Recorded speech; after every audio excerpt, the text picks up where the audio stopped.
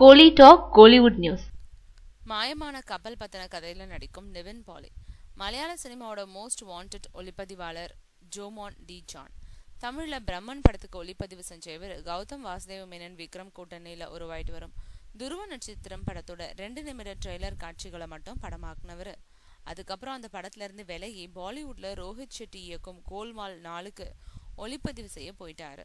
இப்போ அதை முடிச்சிட்ட ஜோமான் ஒளிப்பதிவாளர்கள் இயக்குனராகும் வரிசையில இப்போ கைரலிங்கிற படம் மூலம் இயக்குனராகவும் அவதாரம் எடுத்திருக்காரு.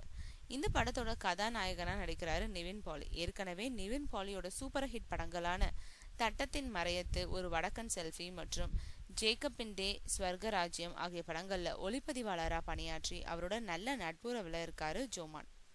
அது மட்டும் இல்லை, இந்த படத்தோட கதையை நிவின் பாலியோட இன்னொரு நண்பரும் நிவின் பாலி நடிச்ச சகாவு படத்தோட இயக்குனரும் தேசிய விருது பெற்றவருமான சித்தார்த் சிவா தான் எழுதுறாரு.